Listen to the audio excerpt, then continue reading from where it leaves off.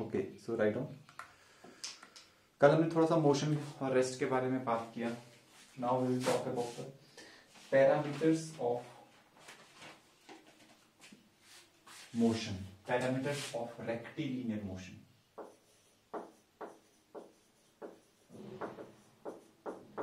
Parameters of rectilinear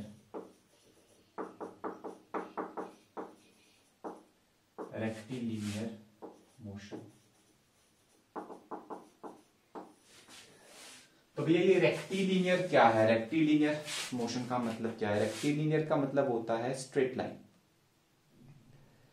that motion which is in the straight line, that motion. ठीक है, so rectilinear motion means straight line motion, or you can call it as the one dimensional motion. Basically rectilinear motion is a one dimensional motion. So what are the parameters? Parameters मतलब those physical quantities that we will study in order to understand that motion in the best way. ठीक है, तो अगर हमारे को उस motion को पढ़ना है, उस मोशन को अगर समझना है, तो हमारे को कुछ फिजिकल क्वांटिटीज पढ़नी पड़ेगी। वो फिजिकल क्वांटिटीज ही क्या है? वो ही पैरामीटर है। So let's write the first one. First is distance.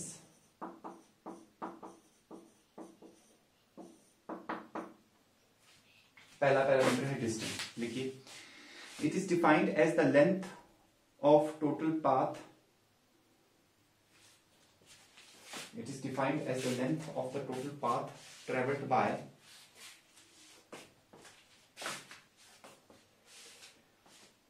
It is defined as the length of the total path traveled by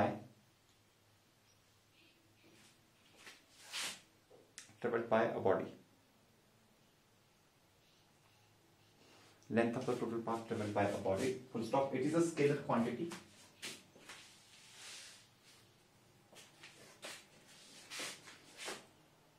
It is a scalar quantity, and its SI unit is meter.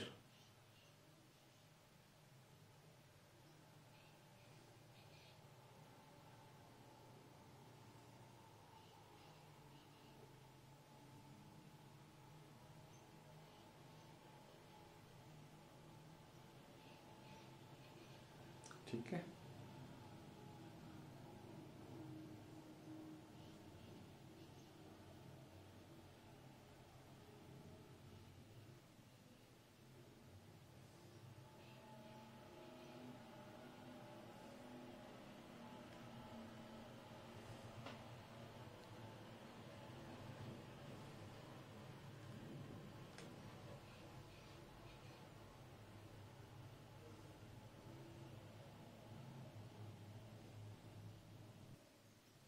okay, so that is distance. Second parameter is displacement.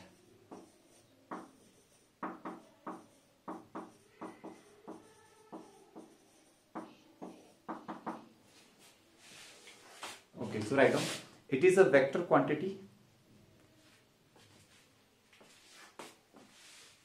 It is a vector quantity whose direction is from initial to the final position, whose direction is from initial point to the final point.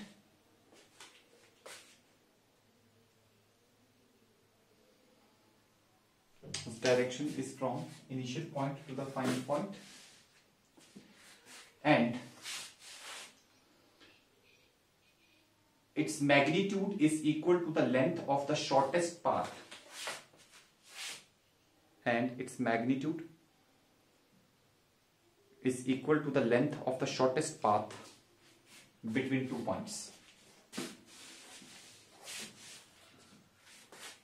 Its magnitude is equal to the length of the shortest path between the 2 points.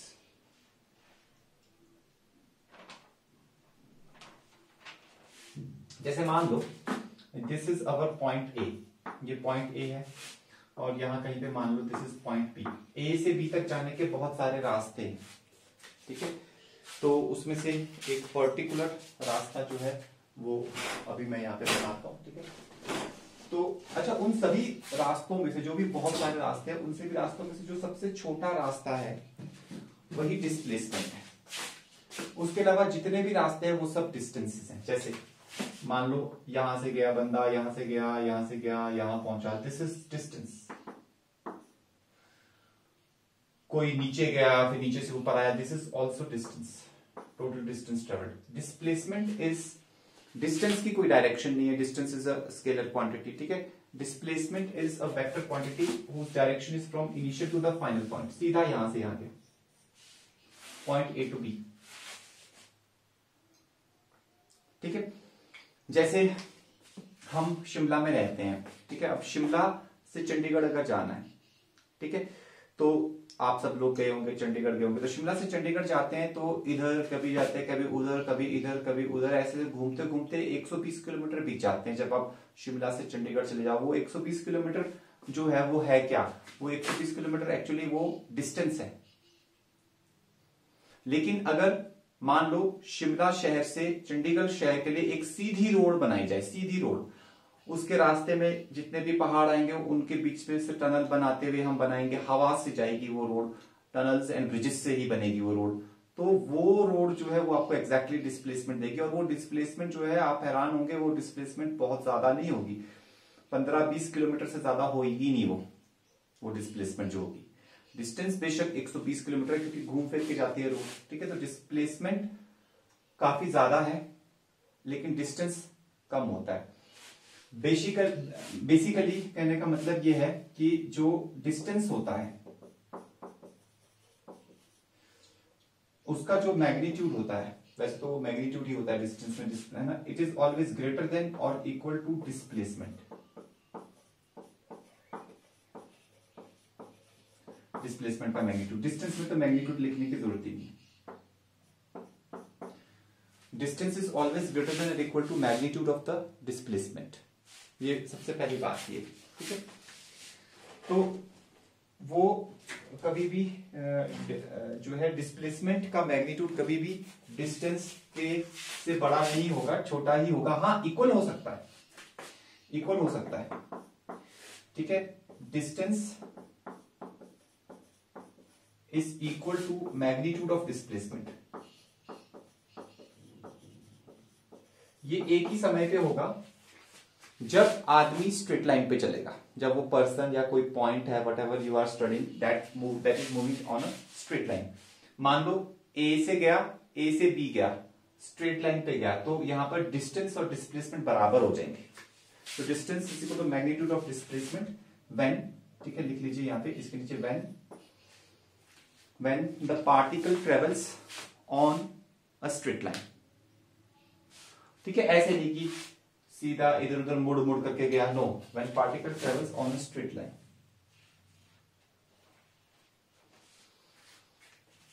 Distance जो है वो कभी भी negative नहीं हो सकता, zero हो सकता है। डिस्टेंस हो सकता है कि एक पर्टिकुलर पर्सन एक जगह पे खड़ा है और वहीं पे खड़ा रहे, तो वो डिस्टेंस जीरो हो गया। नेगेटिव लेकिन कभी भी नहीं हो सकता distance. Distance is always greater than और इक्वल टू जीरो, ठीक है। तीसरा पॉइंट लिखते हैं, distance is always greater than और equal to zero. Equal to zero भी तब होगा जब पॉइंट मूव ही नहीं करेगा, उसके अलावा हमेशा ही ग्रेटर देन जीरो होता है distance. But displacement can be zero, it can B negative, it can B positive, सब कुछ हो सकता है। तो लिख लीजिए इसी आगे, but displacement can be negative, zero और पॉजिटिव, सब कुछ पॉसिबल है। But displacement can be negative, zero और पॉजिटिव, तीनों की तीनों चीजें पॉसिबल है। नेगेटिव हो सकता है क्योंकि उसके पास डायरेक्शन है, it is a vector quantity, और वेक्टर क्वांटिटी में हम लोगों ने vector negative of a vector पढ़ा ना, ठीक है, पिछली क्लासेस में, तो नेगेटिव डिस्प्लेसमेंट इज पॉसिबल, ठीक है। तो सबसे पहले जो हम क्वेश्चंस करेंगे, we will solve questions on distance and displacement, इसके ऊपर बेस्ड हम कुछ क्वेश्चंस करते हैं। So right down the first question.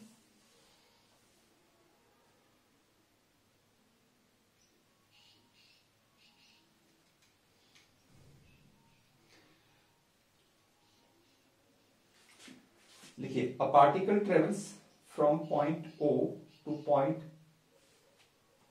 B. A particle travels from point O to point B as in the shown figure. point O to point B as in the shown figure.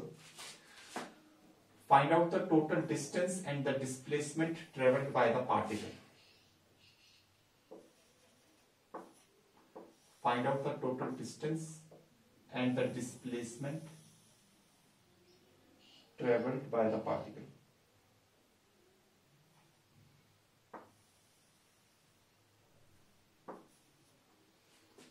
This is our x-axis, this is our y-axis, this is our origin. ठीक है, ये point O है, point O से B गया particle, तो पहले तो यहां से यहां गया, O से यहां गया, फिर ये ऐसे सर्कल में चला, लेकिन पूरा सर्कल नहीं चला, ठीक है, ऐसे करके सर्कल में चला और 3/4 ऑफ अ सर्कल चला, और उसके बाद जो है इसका इस सर्कल का रेडियस हमारे को दिया है 5/π। इस सर्कल का जो रेडियस है, that radius is given to us as 5/π। फिर यहां तक आया है ना, यहां से हम ऐसे करके ये 90 डिग्री दिखा सकते हैं, फिर यहां तक आया, फिर यहां से वापस आया और यहां पॉइंट बी पे पहुंच गया।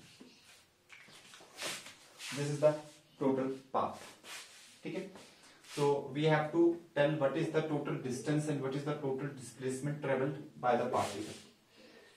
डिस्प्लेसमेंट निकालना यहाँ बहुत आसान काम है, ठीक है, बट आप हमेशा ध्यान रखेंगे जब भी डिस्प्लेसमेंट निकालेंगे डायरेक्शन के बगैर कोई भी बात नहीं करेगा, ठीक है। इसीलिए वेक्टर्स पहले ही सिखा दिया गया है ताकि आप डायरेक्शन के साथ ही काम करें हमेशा। Displacement is a vector quantity. Displacement कैसे निकालते हैं? Displacement is the shortest path between the initial and the final position. So initial position is O, final position is B. So join them. ये displacement है. Displacement is along negative y-axis. How much is this length? How much is this length? So this length is actually equal to this length, जो ये length है, और ये length तो radius के बराबर है। तो वो जो OB distance है या OB length जो है ये radius के बराबर ही है, और वो radius कितना है? Radius is 5/π। तो जो डिस्प्लेसमेंट है हमारे पास उसको हम लिखेंगे ऐसे OB वेक्टर, ऐसे लिख सकते हैं। We can write it like this, OB vector. Now whenever we will write displacement we have to show the direction, very very important, ठीक है। So there are many ways to show the direction. सबसे पहले magnitude is 5/π। यहां से यहां तक का ये magnitude is 5/5। It is along negative Y axis, so minus j cap. Meter is unit, meter लिख सकते हैं साथ में, ठीक है। और you can write if you assign north here and south here and west here and east here, so you can assign it as a south direction, so you can say that 5/π meter towards south. You can write like this. This is how we write the displacement. अगर आपको पहले की आदत पड़ी हुई है कि सिर्फ मैग्नीट्यूड लिखना है तो वो आदत आप बदल दीजिए, that is insufficient, that is not correct. Okay. Now comes the distance. Distance के लिए हमें टोटल लेंथ निकालनी पड़ेगी। डिस्टेंस के लिए we have to get the total length. अच्छा, तो हमारे को थोड़ा सा और यहाँ पे ये पॉइंट का कोऑर्डिनेट भी गिवन है 2,0। This is also given in the question, ठीक है। तो मान लो ये O से लेकर यहाँ तक A लेंथ है, OA, A से फिर यहाँ C, C से फिर यहाँ B, तो डिस्टेंस आ जाएगा OA plus AC plus CB। What is OA? OA is 2। What is AC? AC is this arc. ये आर्क जो है ये कितनी है? ये सर्कुम्फ्रेंस का 3/4 है, 75%। सो you can write it like this. AC को लिख सकते हैं आप 3/4 of 2πr plus C to B। C to B ये लेंथ कितनी होगी यहां से लेकर यहां तक? तो आपको देखना पड़ेगा, यहां तक ये, यहां से यहां तक ये 2 है और 2 के आगे ये R है, R इज 5/π। तो यहां से यहां तक टोटल ये R यानी 5/π प्लस 2, ये हो जाएगा 5/π प्लस 2, दैट इज CB। बस अब डाल दो रेडियस की वैल्यू 5/π है और सॉल्व कर दो, तो ये आ जाएगा 2 plus 3/4 times 2π into R। R is 5/π, pi से पाई कैंसिल, प्लस 5/π प्लस 2। तो यहाँ पे 3/2 आ गया, ये आ जाएगा 2 प्लस 5 3 15, 15/2 प्लस 5/π प्लस 2, ऐसे करके लिख दो इसको। 2 + 2 4 और 15/2 भी उसमें ऐड कर दो, 4 2 8, 15 + 8 23, so it is coming out as 23/2 plus 5/π meters. No direction, only magnitude. This is the distance. Distance में क्या है? No direction, only what? Only magnitude.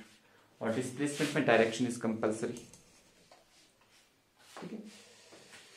Okay, write down next लिखिए, next question लिखिए इसी के ऊपर।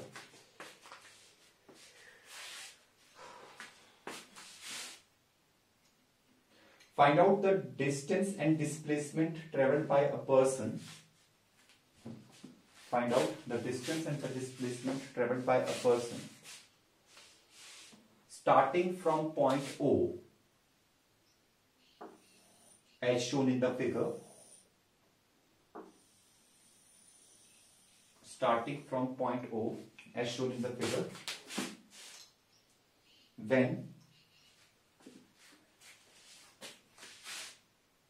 when it reaches, number first part, point P, number second part, point A,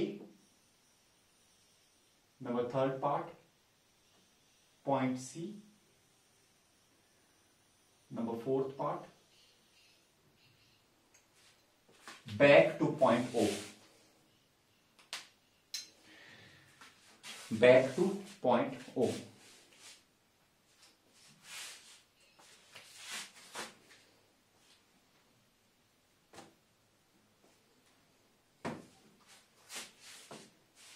ठीक है, so that is the diagram and the person is starting in anti-clockwise sense. ठीक है, this is the point O, यहाँ से person ने start किया, this is the origin is O dash and the radius is again here 5/π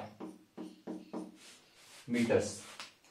So person started from point O, that is on the negative x-axis. वहां से उसने start किया, anti clockwise चलना शुरू किया, उसके बाद जो है, ठीक है, यहां से स्टार्ट किया, एंटी क्लॉकवाइज चलना शुरू किया। नाउ व्हाट, अब हमारे को ये बताना है कि जब वो पॉइंट बी पे पहुंचा तब डिस्टेंस डिस्प्लेसमेंट क्या है, पॉइंट सी पे पहुंचा तब क्या है, पॉइंट ए पे पहुंचा तब क्या है, और पॉइंट ओ पे पहुंचा तब क्या है। तो हम जिस तरफ एक्स एक्सिस ले रहे हैं उसी तरफ हम ईस्ट डायरेक्शन ले लेते हैं, और नेगेटिव एक्स एक्सिस तरफ अलोंग वेस्ट, ऊपर की तरफ हम नॉर्थ ले लेते हैं, नीचे की तरफ हम साउथ ले लेते हैं। ठीक है, अच्छा अब देखो एक काम करते हैं, हम जरा सर्कमफ्रेंस निकाल के रख लेते हैं इस क्वेश्चन में। सर्कमफ्रेंस कितनी होती है? सर्कमफ्रेंस होती है 2πr, सी फॉर सर्कमफ्रेंस निकाल के रख लेते हैं, काम की चीज है इस क्वेश्चन में। ठीक है, तो 2πr, तो यहां पे आ जाएगा 2π into r, r is 5/π, pi से पाई कैंसिल हो गया, तो 5 2 10 मीटर की सर्कमफ्रेंस है। बार बार ये फॉर्मूला नहीं लगाना पड़ेगा। ठीक है, अच्छा अब क्या है, पॉइंट ओ से आदमी चला, नीचे आया, यहां आया, आगे गया, आगे गया, आगे गया, आगे गया, आगे गया, पॉइंट बी पे पहुंचा। फर्स्ट पार्ट कर रहा हूं साथ, है ना, first part of the question. तो ओ से बी गया इस सर्कमफ्रेंस के ऊपर, तो भैया डिस्टेंस कितना ट्रेवल किया? आधी सर्कमफ्रेंस चला ना, दिख रहा है आपको, आधी सर्कमफ्रेंस चला। अच्छा आधी सर्कमफ्रेंस चला, तो जब ओ से बी गया तो डिस्टेंस कितना ट्रेवल किया? डिस्टेंस जो ट्रेवल किया वो सर्कमफ्रेंस का आधा होगा। सर्कमफ्रेंस तो हमने 10 निकाली, तो डिस्टेंस हो गया 5 मीटर, क्योंकि सर्कमफ्रेंस तो 10 निकाली। तो ये ओ से बी गया इस पाथ के ऊपर, तो 5 meter, it is the distance. No need to write the direction, okay, but now displacement. अच्छा डिस्प्लेसमेंट में हम कैसे निकालेंगे? सबसे पहले वेक्टर बनाया जाता है डिस्प्लेसमेंट में। कैसे बनाते हैं my dear students? Initial point to final point, initial point is O, final point is B, O to B.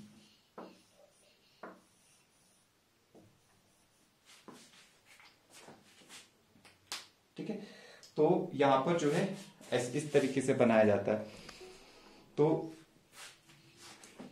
Displacement जो है वो ओ टू बी हमारे पास जो है O से लेकर B तक ये जो डिस्प्लेसमेंट है इसका हमारे को क्या करना है, इसका हमें मैग्नीट्यूड और डायरेक्शन दोनों बतानी है। डायरेक्शन तो दिख रही है आपको, पॉजिटिव एक्स एक्सिस के लॉन्ग है, मतलब टुवर्ड्स ईस्ट है। तो आप अच्छा मैग्नीट्यूड कितना होगा, मैग्नीट्यूड देखो ये 5/पाई है और ये भी 5/पाई है, दोनों रेडियस है। यहां से O से O डैश तक, O डैश से B तक 5/5/5 तो पाई, तो दोनों को ऐड कर लो कितना हो जाएगा 10/पाई। तो डिस्प्लेसमेंट जो आपके पास आ जाएगी 5/पाई प्लस 5/पाई कितना होता है 10/पाई। आई कैप लिख दो, एक तो I cap is positive X axis, या फिर 10/पाई मीटर्स टुवर्ड्स ईस्ट, ऐसे भी लिख सकते हैं। Direction is compulsory, very simple. अच्छा चलो सेकंड पार्ट में चलते हैं। सेकंड पार्ट में क्या कहा गया कि when the person goes from O to A, so O से A तक का मोशन करना है कंसीडर, ठीक है। वैसे O टू B वाले मोशन में वो A से पास कर चुका था, लेकिन अभी O से A का ही कंसीडर करना है। तो डिस्टेंस की अगर बात करी जाए तो जो मैं डार्क कर रहा हूं यहां पर, ये वाला पोर्शन देखो, यहां से लेकर यहां तक इतना सा ही है डिस्टेंस। अच्छा अगर ध्यान से देखा जाए तो ये पूरी सर्कमफ्रेंस का कितना भाग है, तो आप बोलोगे सर बहुत आसान है, ये तो 1/4 भाग है। तो बिल्कुल सही बोला, distance is 1/4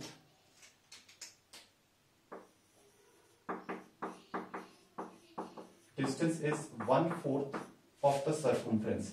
Circumference is your 10, so 10/4, 10/4 is your 2.5 metre.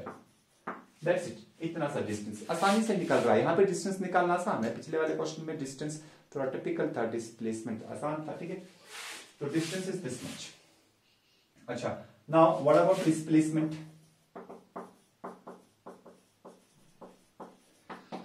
Displacement जो है दैट इज सबसे पहले बनाएंगे, ड्रॉ करेंगे डिस्प्लेसमेंट को। कैसे ड्रॉ करेंगे, इनिशियल टू फाइनल पोजीशन, ये लीजिए हमने बना दी। Direct distance, direct path, shortest path between initial and the final position, वही डिस्प्लेसमेंट होती है भाई।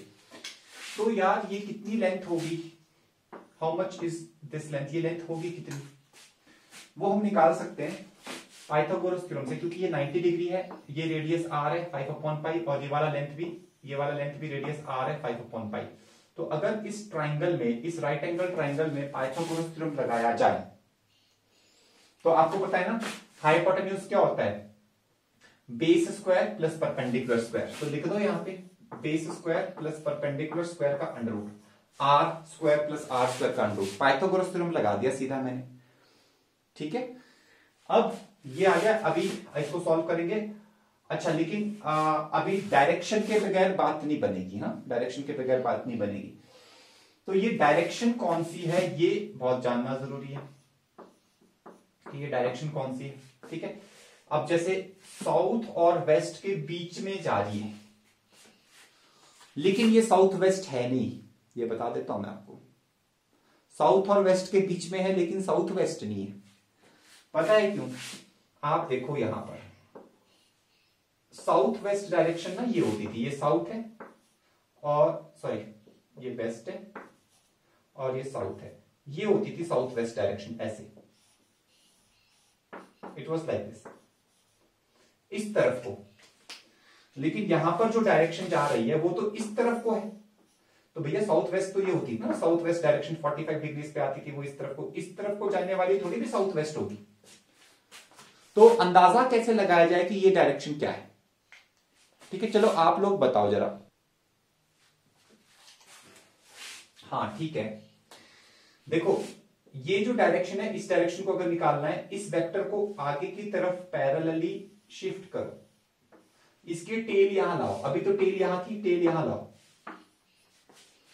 टेल यहां लाओ, तब आपको इसकी एक्चुअल, क्योंकि ये वेक्टर और ये वेक्टर आपस में पैरेलल है, पैरेलल वेक्टर्स की सेम डायरेक्शन होती है कि नहीं होती है, हमने पढ़ा है। तो ये दोनों वेक्टर्स जो कि आपस में पैरेलल है, इनकी डायरेक्शन सेम है। तो ये अच्छा, और 45 डिग्रीज भी प्रूफ कर दूं, चलो ये जो ट्राइंगल है राइट एंगल आइसोसेलेस है, प्रूफ क्या करना खुद ही हो गया, आर और आर है राइट एंगल आइसोसेलेस ट्राइंगल है, तो 45 45 तो ये होना ही था। तो यहाँ पर ये भी 45 आएगा ही, ये आप खुद भी थोड़ा कॉमन सेंस लगा के निकाल सकते हो, 45 तो आएगा ही आएगा। मतलब ईस्ट और साउथ के एकदम बीचों बीच आ रही, तो जिसने भी बोला है उसने बिल्कुल ठीक बोला है, ईस्ट और साउथ। यहाँ पे ये डायरेक्शन क्या है, it is south east, south east direction, ठीक है। तो यहाँ पे साउथ ईस्ट लिखेंगे या साउथ ऑफ ईस्ट।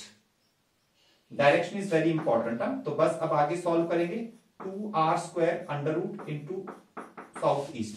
तो यहाँ पे 2 बाहर आ जाएगा, सॉरी r बाहर आ जाएगा, तो ये आ जाएगा √2r time and south east, और r की वैल्यू 5/पाई है, तो 5√2/पाई metre south east. This is the answer. Now this answer can never be answered if you do not have the proper information, if you do not have the proper knowledge of direction। अगर तुम्हें direction नहीं पता तो तुम ये answer कभी भी नहीं बता पाओगे। और डायरेक्शन पता कैसे चलती है, वेक्टर्स में, इसीलिए वेक्टर्स पहले पढ़ने पड़ते हैं। अदरवाइज जो लोग बिना वेक्टर्स पढ़े डिस्प्लेसमेंट पढ़ने लग जाते हैं वो कभी भी डायरेक्शन नहीं लिखते, उनको आदत ही नहीं होती। शायद आपको भी आदत ना हो, ठीक है, आपको भी आदत ना हो, ठीक है। तो अगर आपको आदत नहीं है डायरेक्शन लिखने की तो आप फंस सकते हो कभी भी अच्छे लेवल के क्वेश्चंस में, यू मे बी ट्रैप्ड। तो ये आदत डालनी है। लेकिन इसी तरीके से नहीं, मैं आपको एक और तरीके से भी बताऊंगा, क्योंकि हम आई कैप जे कैप के टर्म्स में भी डायरेक्शन सीखते हैं, तो हम आपको एक और तरीके से बताएंगे, ठीक है। देखो ऐसा है,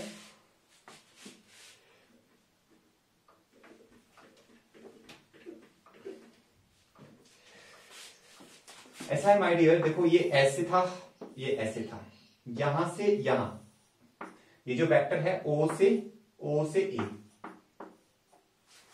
इस वेक्टर को के कंपोनेंट्स अगर हम आपसे पूछें कि आप बताइए भाई कंपोनेंट्स क्या होंगे, तो आप बता सकते हैं कि O से O डैश एक कंपोनेंट ले लो, और O डैश से A ले लो दूसरा कंपोनेंट। तो माय डियर ये जो OA वेक्टर है, इसको ना आप ऐसे लिख सकते हैं, OA वेक्टर को, vector OA can be written as, मैं triangle law of vector addition apply कर रहा हूं, it can be written as OO dash vector plus O dash A vector.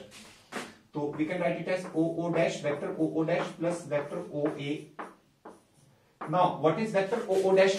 OO dash is, it is along x axis and its magnitude is 5/pi, that is the radius, so you can write it like this, 5/pi times I. And what is OA? OA is along negative y-axis. Its magnitude is again 5/pi. So you can write it like this, 5/pi times minus j cap.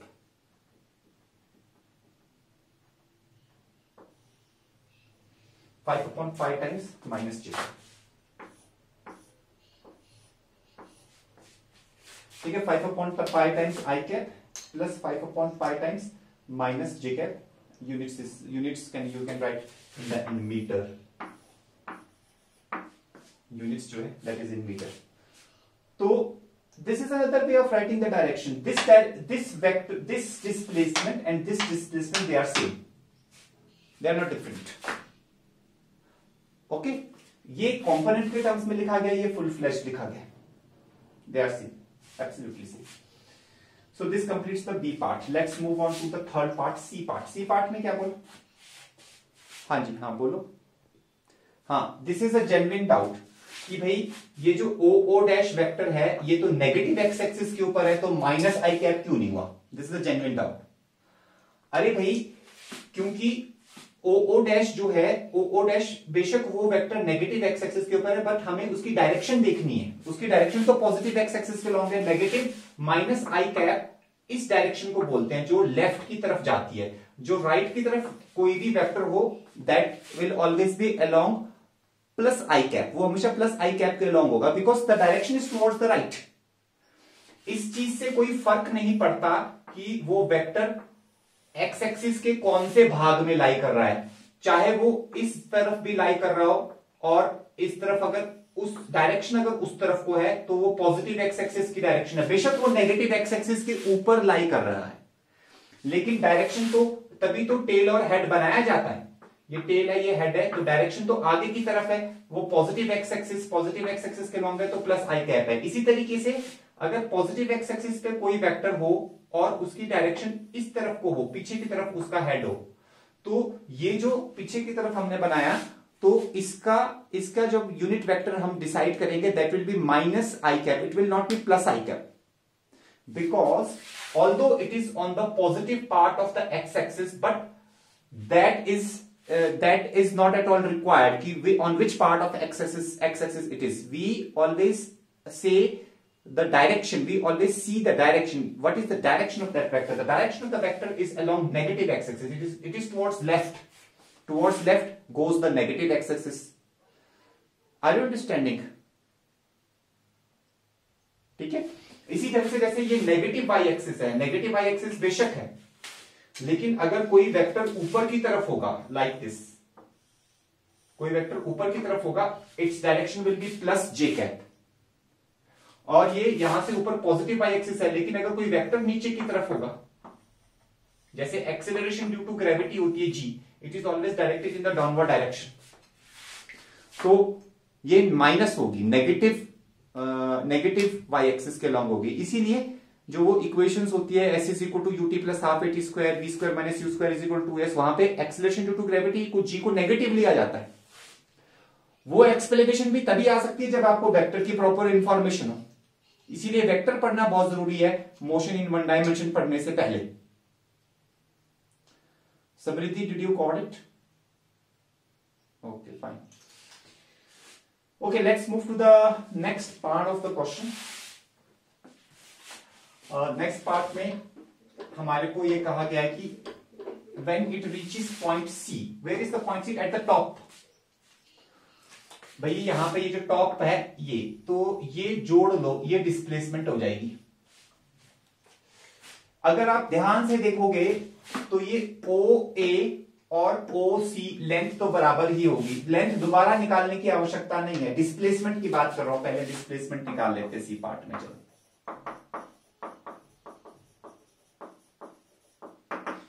तो displacement is our vector OC। तो vector OC we have to write its magnitude as well as its direction, both the things simultaneously. Okay, so what is the magnitude? This length and this length that we obtained in the previous part, they are equal. You can calculate it by Pythagoras theorem as well, ठीक है, but no need. You just put the length like this, 5√2 upon pi meter, जो यहाँ पे नीचे calculate कर चुके हैं, 5√2 upon pi meter. Now what about the direction? Now west और नॉर्थ के बीच में है वेक्टर, लेकिन इसकी डायरेक्शन नहीं है नॉर्थ वेस्ट की, because north west is actually this direction, north west direction ये होती है। ये तो ऐसे करके इस वेक्टर को पैरेलली यहां पे शिफ्ट करेंगे तो आपको अंदाजा होगा कि ये नॉर्थ ईस्ट डायरेक्शन है, it is north east direction, क्योंकि 45 डिग्री तो ये होगा ही होगा। सो इसका सीधा सा आंसर है 5√2 upon pi meter north east. तो कभी भी ऐसे कंफ्यूज नहीं होना कि भाई वेक्टर जो है वो वेस्ट और नॉर्थ के बीच पे है तो उसका नॉर्थ वेस्ट डायरेक्शन होगा। No no no, you have to see what is the direction, किस तरफ जा रहा है वो। और कंफ्यूजन हो तो जो टेल है उसको ओरिजिन पे ले आओ, पैरेलली शिफ्ट करके कंफ्यूजन खुद हट जाएगा, तुम्हें क्लैरिटी आ जाएगी, ठीक है। और आई कैप जे कैप की टर्म्स में भी लिख लेते हैं, वेक्टर ओसी को आई कैप जे कैप की टर्म्स में भी लिख लेते हैं। तो जैसे यहां पे बना देता हूं, यहां थोड़ा खिचड़ी कम बनी हुई है, यहां पे ये पॉइंट सी है, तो ये OC vector it will be OO dash plus O dash C ऊपर की तरफ, तो we can write it as OO dash, I am using the triangle law of vector addition, this vector plus that vector, that is O dash C, that is O dash C। So now what is OO dash? OO dash is your R plus I cap because it is along positive x direction. So R is 5 upon pi times plus I cap plus OC dash, it is along positive y axis, so OC dash is 5 upon pi times plus j cap. Units, of course, you can always write units as meter. So this is vector OC.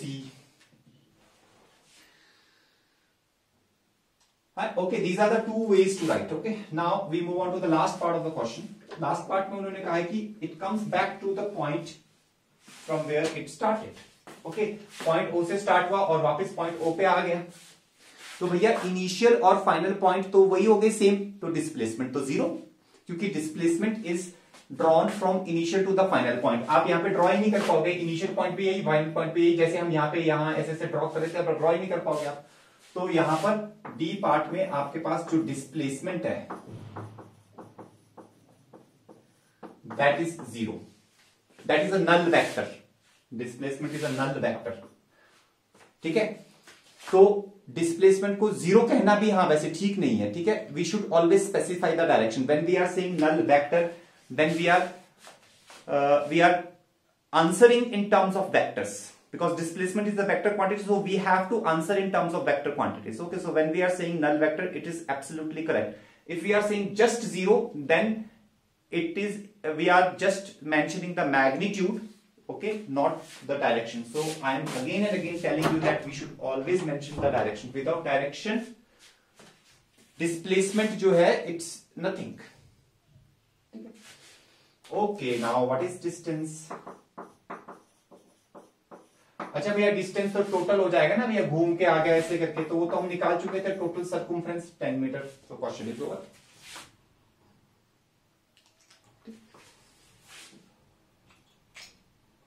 चलो ठीक है, ये हो गया जी हमारे पास।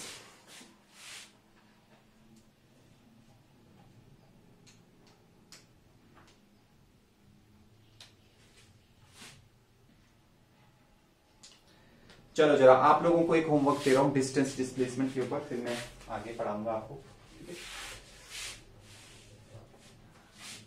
लिखिए, a person starts from point A and reaches point B as shown.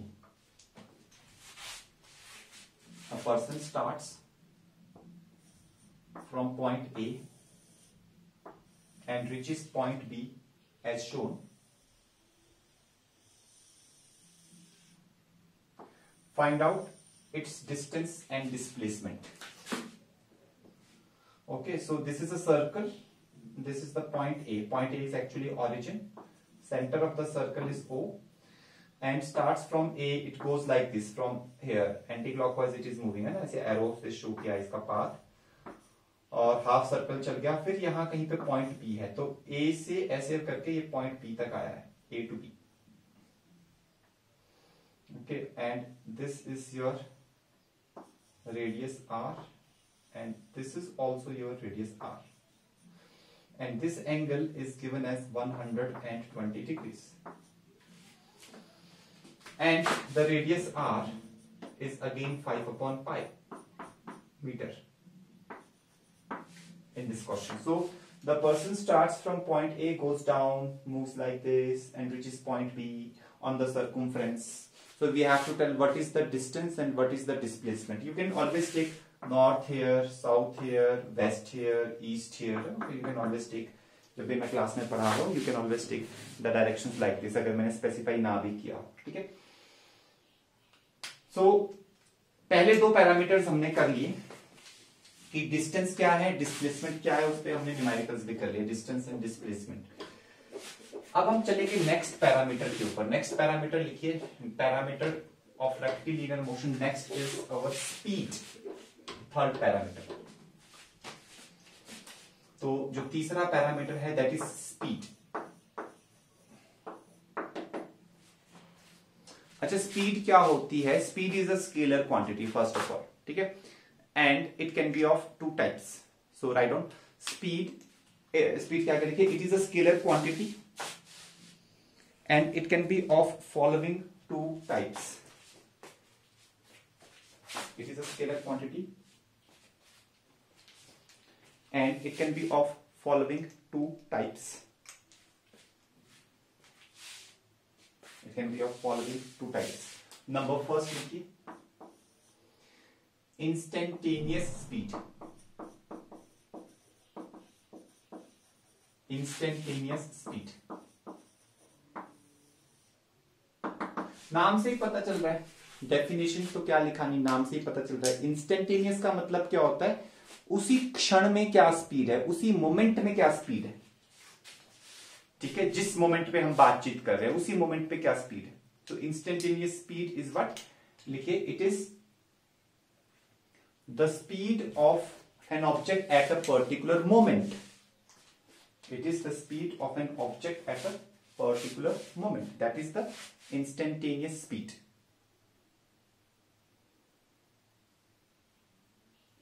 It is the speed of an object at a particular moment. ठीक है? How do we get it? We get instantaneous speed by differentiating. ठीक है? Instantaneous speed को vi से represent कर देता हूं. This is obtained by differentiating the distance dx by dt, where x is distance. ठीक है? तो लिख लो, it is obtained by differentiating the distance with respect to time. It is obtained by differentiating the distance with respect to time. Hence, it is also defined as the rate of change.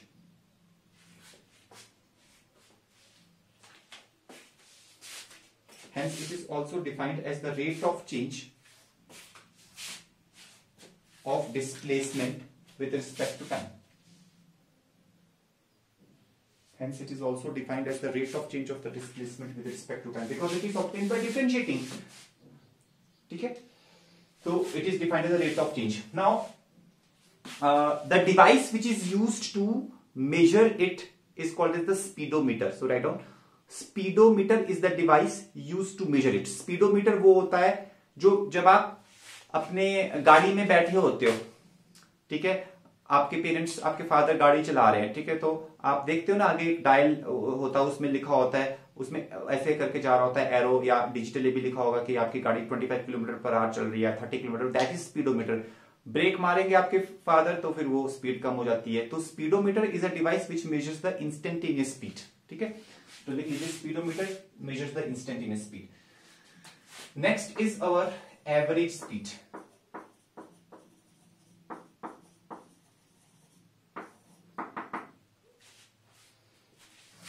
ठीक है, instantaneous speed क्या है? उस particular instant पे क्या speed है उसके बारे में हमें बताता है कि उस पर्टिकुलर इंस्टेंट पे क्या स्पीड है. लेकिन उस पर्टिकुलर इंस्टेंट की जो स्पीड है वो हर इंस्टेंट की स्पीड तो बदलती रहती है. ठीक है, हर इंस्टेंट पे आपकी जो स्पीड है वो बदलती रहेगी. तो वो पूरे मोशन के बारे में हमें नहीं बताता. जैसे मान लो हमने अभी एग्जांपल लिया कि हम चंडीगढ़ से, शिमला से चंडीगढ़ गए. अभी 120 किलोमीटर का है हमारे पास है, और टाइम हमारे को 3-4 घंटे, 4-1 घंटे तो लग ही जाते हैं चंडीगढ़ तक पहुंचने में. ठीक है, अब आपकी जो कार शिमला से चंडीगढ़ गई वो हमेशा एक कांस्टेंट स्पीड पे थोड़ी चली, 30 किलोमीटर पर स्पीड की स्पीड पे थोड़ी चली. वो कभी 60 की स्पीड पे भी गए होंगे, कभी 70 की स्पीड पे भी गए होंगे, और कभी जाम लग गया होगा तो हो सकता है 10-5 की स्पीड में, या कभी कभी तो 0 की स्पीड में ही हो गया होगा. अगर एकदम ही बंद ही हो गया, जाम चलना ही बंद हो गया, गाड़ियां चलनी बंद हो गई, तो बेसिकली वो स्पीड, इंस्टेंटेनियस स्पीड हमेशा वेरी करती रहती है. तो इंस्टेंटेनियस स्पीड हमें ओवरऑल मोशन के बारे में नहीं बताती, बट एवरेज स्पीड एक ऐसी चीज है जो हमें ओवरऑल मोशन के बारे में बताती है कि ओवरऑल मोशन के बारे में क्या हुआ. ओवरऑल मोशन में क्या हुआ, तो लिखिए, it is defined as the ratio of, write on the definition, it is defined as the ratio of total distance traveled to the total time taken. It is defined as the ratio of total distance traveled to the total time taken.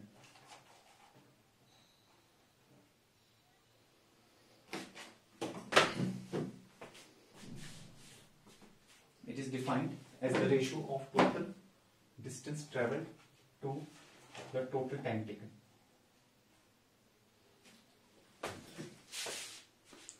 ठीक है, सो हम इसको VA से, चलो इसको symbolize कर लेते हैं. टोटल डिस्टेंस ट्रेवल्ड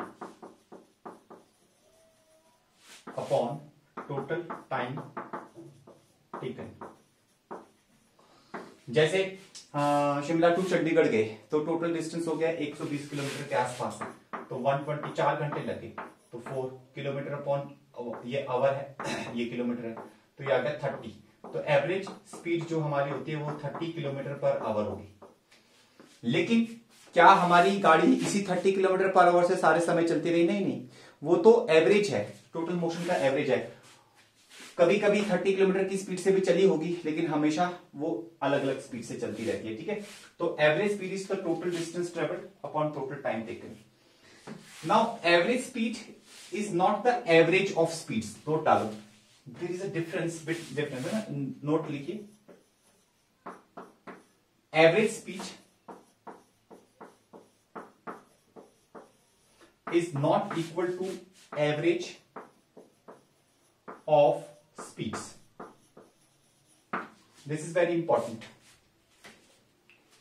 ठीक है। इसको ध्यान से समझना कि एवरेज स्पीड कभी भी स्पीड्स का एवरेज नहीं होती है। एवरेज स्पीड इज दिस जो यहां लिखाया गया है। एक्चुअली हमारे को एवरेज निकालने की बड़ी गंदी आदत है। कोई भी हमें नंबर देंगे, हम फटाक से एवरेज निकाल के दे देंगे। जैसे एक क्वेश्चन करते हैं, देखो अभी आपको समझाता हूं। देखिए, a boy travels 3 consecutive equal distances, एक न्यूमेरिकल लिखो, वहां से समझाता हूं। A boy travels 3 consecutive equal distances with speeds 2 meter per second, 4 meter per second, 8 meter per second respectively. With speeds 2 meter per second, 4 meter per second, 8 meter per second respectively.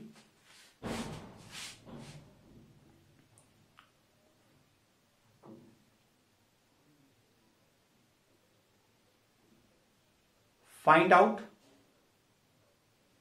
his average speed.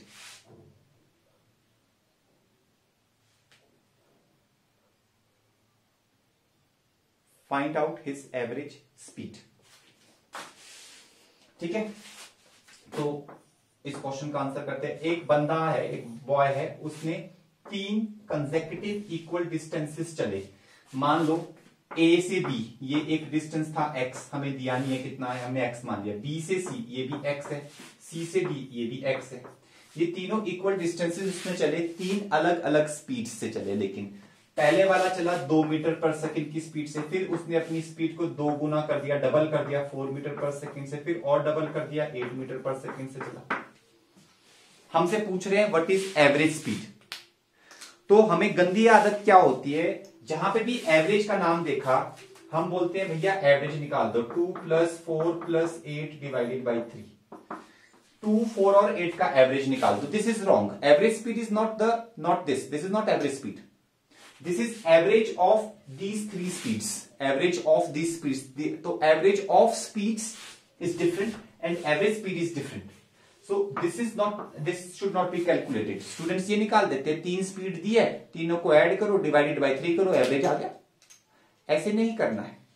You have to apply this formula. So let's go to this formula. So average speed is what? Total distance. Total distance कितना है? x plus x plus x. तो x plus x plus x लिख दो, divided by total time. Total time कितना है? Total time हमें दिया तो नहीं है। आप मान लो कि पहला डिस्टेंस ट्रेवल करने में t1 लगा, दूसरे में t2 लगा, तीसरे में t3 लगा। निकाल देंगे अभी, ठीक है। तो x plus x तो भाई ये हो गया 3x, न्यूमरेटर में हो गया 3x। अच्छा, टाइम t1 कैसे निकाले? आपको पता है ना, एक फॉर्मूला होता है, यहां पे मैं लिख देता हूं, speed is equal to distance upon time. Note कर लो इसको, डिस्टेंस अपॉन टाइम। ये हम छोटी क्लास से पढ़ते आ रहे हैं फॉर्मूले, ठीक है। And time is equal to distance upon speed. Distance upon speed and distance is equal to speed into time. ये 3 फॉर्मूले हैं हमारे पास। तो अगर ये टाइम निकालना है, ये फॉर्मूला लगाओ, time is distance upon speed. Use this formula. यहां पे डिस्टेंस x है, स्पीड 2 है, तो x/2। यहां पे डिस्टेंस x है, स्पीड 4 है, तो x/4। यहां पे डिस्टेंस x है, स्पीड 8 है, तो x/8। These are the T1, T2, T3, ये 3 टाइम्स है, तो ऐसे निकालना पड़ेगा, ठीक है। बाकी तो बहुत ही आसान सी चीज है, कैलकुलेशंस है। All of you are smart enough to do calculations. x common ले लो, x कॉमन ले लिया, अंदर आ जाएगा 1/2 + 1/4 + 1/8। तो x से x कैंसिल हो जाएगा। तो x से x हमने एज्यूम किया था वो ऐसे भी कैंसिल हो गया। अब न्यूमरेटर में तो चलो 3 रहेगा, डिनोमिनेटर में जो फ्रैक्शंस है उसी उन सब फ्रैक्शंस का एलसीएम ले लो। तो डिनोमिनेटर में जो फ्रैक्शंस है उनका एलसीएम ले लो। एलसीएम क्या आएगा? एलसीएम आएगा 8। तो 2 से डिवाइड करेंगे 4 आ जाएगा यहाँ, 4 से 8 को डिवाइड करेंगे 2 आ जाएगा यहाँ, 8 से 8 को डिवाइड करेंगे 1 आ जाएगा यहाँ, 8 ऊपर ले जाओ, 8 3 जा 24, 24/7 आ गया, 24/7 metre per second. This is the average speed. और अगर आपने गलती से अपनी आदतों के अनुसार एवरेज निकालने की आदत के अनुसार अगर ये कर दिया तो 8 और 4 12, 12 और 2 14/3 आप निकाल लेते 14/3। That is different from 21/7 24/7। So remember the key rule, average speed is never equal to average of speeds. Average of speeds is different and average speed is different. ठीक है, तो ये हमारा खत्म हो गया आज का लेक्चर। ठीक है, अभी इसके ऊपर